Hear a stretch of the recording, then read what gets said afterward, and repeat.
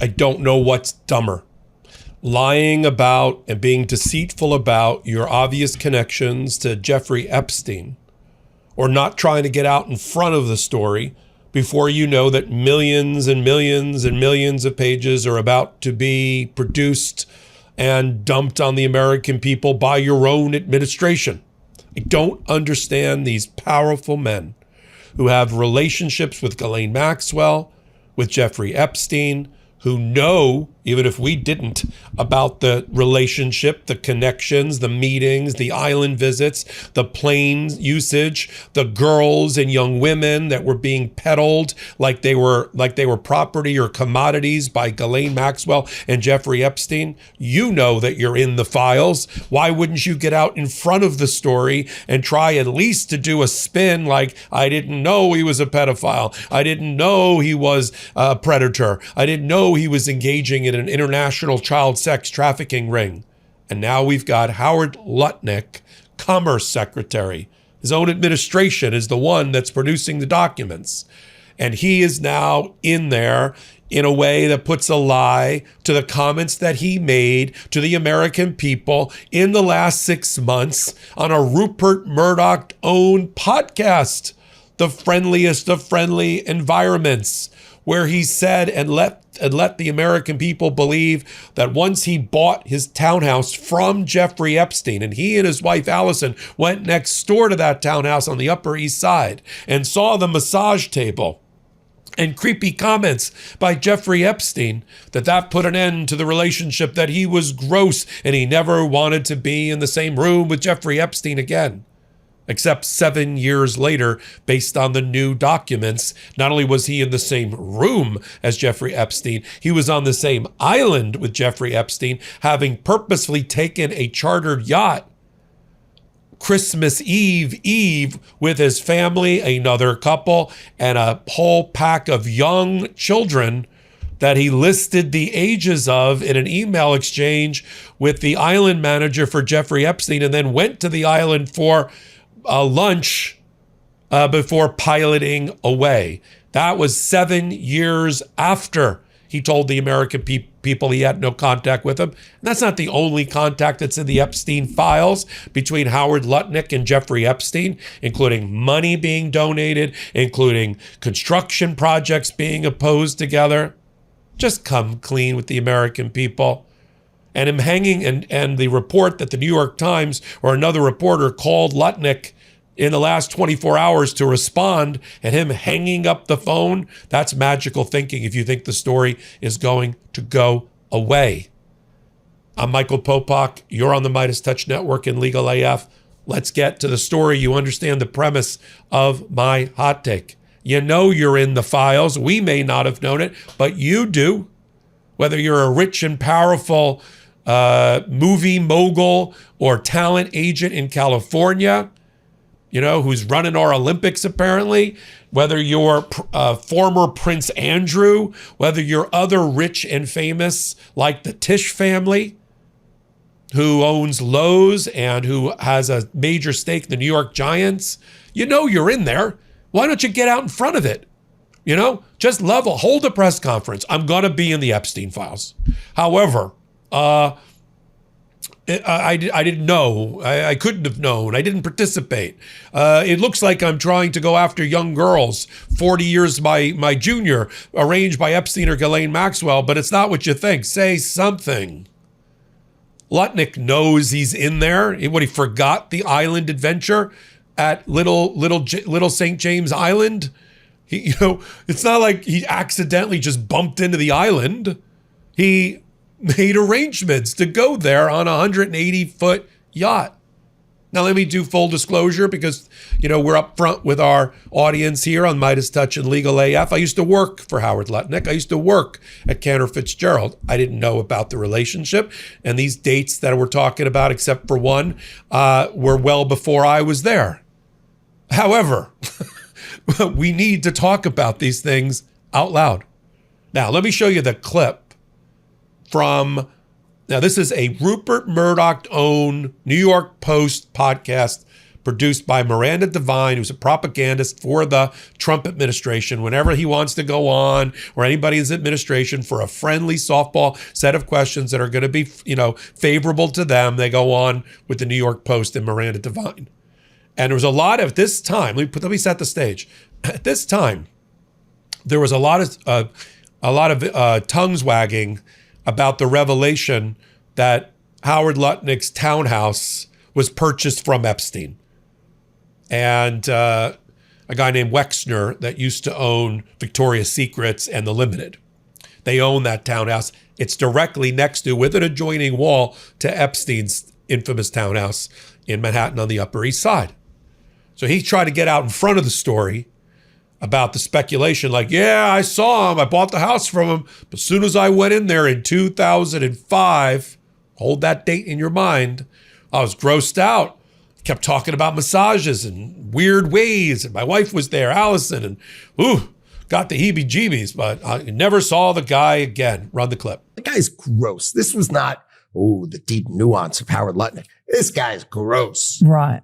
So how come Bill Gates and all these other people could hang around him and not see what you saw? Or did they see it and ignore it? Or no, they participated. Right. That's what his MO was, get a massage. And what happened in that massage room, I assume, was on video. This guy was the greatest blackmailer ever. Blackmailed people. That's how he had money. He's talking about 2005. He leaves the impression on purpose.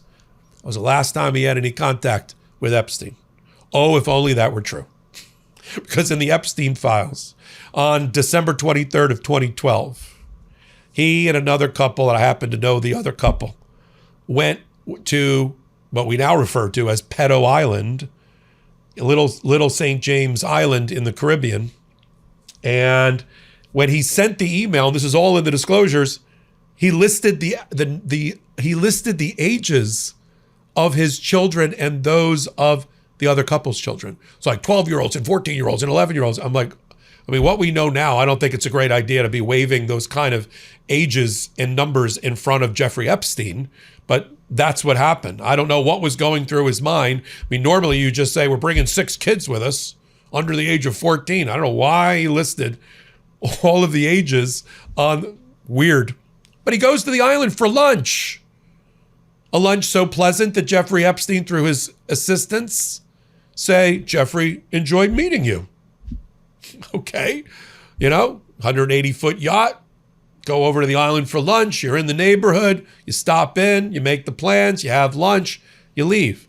That puts a lie to the argument that you were so grossed out and thought he was some sort of sexual deviant that you didn't want to ever have any contact with him, right?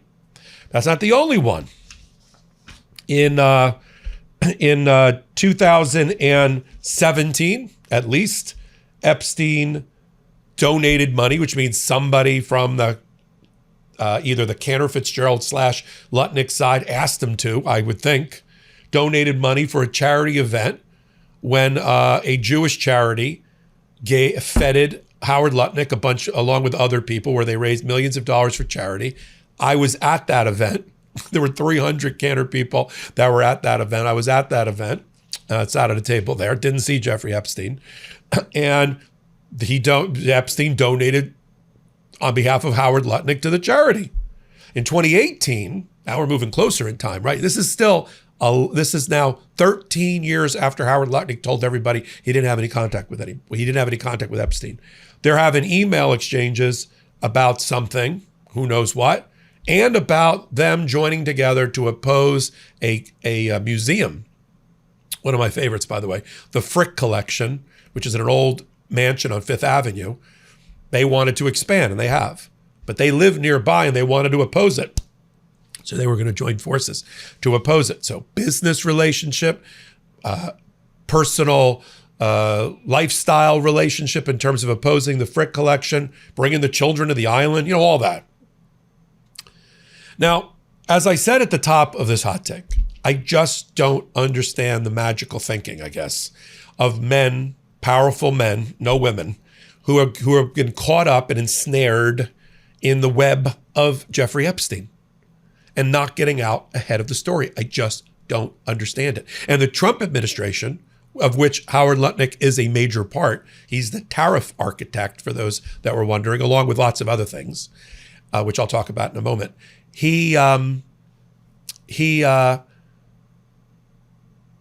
We just had a press conference with Todd Blanche, the number 2 in the Department of Justice, where he says, I don't know, there'll be names in there, but in response to a reporter's question, yeah, but the premise of your question is that there's men in there who abused women that we're ignoring. I reject the premise of your question.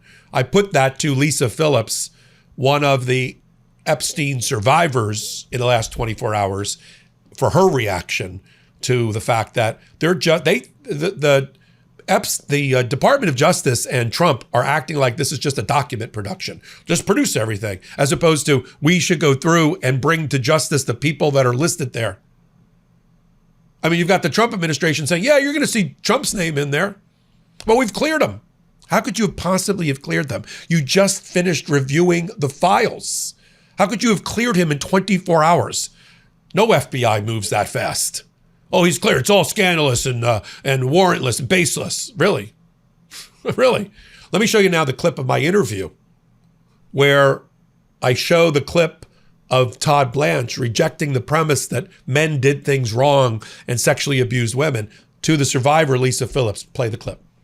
When one intrepid reporter asked Blanche the question, which was on everybody's mind, which is, with what you've released, which is not in its entirety, we'll save that for the last part of this interview, and how you feel about the fact that it's likely not in its entirety, and yet they've said done. The reporter asked, well, with what you have released, will we see finally the names of men who sexually abused these girls and women? And he acts like this is a Martian who's speaking in some dialect he does not recognize. Play the clip. You said this is the end of the Epstein, of your review of the Epstein files. So just to clarify, is the public going to learn the identities of the men who abused the girls with the information that you're releasing? And if not, why not? And then I have a quick follow-up. I mean, you just baked in an assumption into your question that I have never said and I don't know to be true. Is the public going to learn about men that abuse these girls? Like, what does that mean? I mean, I don't understand what that means. Well, I mean, they're the men who abused the young women through Epstein's. Look, we said in July, and it remains as true today as it was in July. If we had information, we meaning the Department of Justice, about men who abused women, we would prosecute them, right? We talked about the work that we're doing. That's why I said that. I said this earlier. There's this built-in assumption that somehow there's this hidden tranche of information of men that we know about that we're covering up or that we're choosing not to prosecute. That is not the case. I don't know whether there are men out there that abuse these women. If we learn about information and evidence that allows us to prosecute them, you better believe we will. But I don't think that the public or you all are going to uncover men within the Epstein files that abuse women, unfortunately. Are you okay with that response? No, I'm sickened by it. I'm just sickened by it. Yeah. I'm so sickened. I'm actually like shaking right now. I want to fucking cry. Like it makes me so sick. And it has a wedding ring on. Like, how does he go home to his wife and the wife can look at him in his face and actually say something like that? You know, the wife knows. You know, it's like, this is disgusting. I'm looking at the files right now that says names. Names. So what is he saying? There's no evidence of it. There's a girl who just in the 90s said that these men were there and there were sex parties. So how is he saying there weren't evidence? Now, there's a reason that the Trump administration and Howard Lutnick have pulled so close together. Because Howard Lutnick and his family and the family-owned business, Cantor Fitzgerald, are making a mint while Trump is in office. There's new reporting that we just did in the last 2 days that there is a new rare earth company making magnets, taking rare earth minerals and converting them into magnets, which we need for AI and we need for electric cars and different things in technology. that we, the American people, now own a stake in because Howard Lutnick and Donald Trump used our taxpayer dollars to go make that investment. But then Cantor Fitzgerald, Howard Lutnick's family office, family business, is going to profit and is profiting from the capital raise related to the company to the tune of hundreds of millions of dollars. It's not the only time that Cantor Fitzgerald has benefited by having daddy in the Commerce Department. You know, the New York Times reported that for 2025, their profits were up 25%, 30%. What company's profits are up 30% in a year? Daddy Lutnick's company, the one that he sold to his sons, with some transfer that we don't know anything about while he was in the White House for many, many months. So you can see why they're going to rally around it. I haven't seen the clip yet and I haven't caught it yet of Carolyn Levitt, but I can imagine it's going to be like, as Mr. Lutnick has said, it's been very, very honest and upfront to American people about the fact that he owns the house next to Epstein. He bought it from Epstein, but had little or no relationship with him. And the mainstream media and the left-wing press, I could write her script. I could write her script. In fact, back to magical thinking, when the New York Times or another reporter called Howard Lutnick for comment about this new tranche of documents, he said, I had zero contact with him and hung up the phone. Zero contact except for the 2005 visit to his house, the 2012 visit to his island with another couple and his children for lunch, 2017 communications and donations to a charity event that he was being fed at in 2018 to come together to oppose the Frick Collection Museum and their expansion plans in your neighborhood. Should I go on? Are there other things? I mean, we're only partially through the 3 million document production. I'll continue to follow it all right here because we have to, because it's important on the MeidasTouch Network and Legal AF. Now more than ever, we're under attack. Take a moment, hit the MeidasTouch subscribe button, do the exact same thing at Legal AF, the YouTube and the Substack. That's where independent commentary and journalism is living, and you can help protect it and keep it growing by your support. So until my next report, I'm Michael Popok. Can't get your fill of Legal AF? Me neither. That's why we formed the Legal AF Substack. Every time we mention something in a hot take, whether it's a court filing or a oral argument, come over to the Substack. You'll find the court filing and the oral argument there, including a daily roundup that I do called, wait for it, Morning AF. What else? All the other contributors from Legal AF are there as well. We got some new reporting. We got interviews. We got ad-free versions of the podcast and hot takes. Where? Legal AF on Substack. Come over now to free subscribe.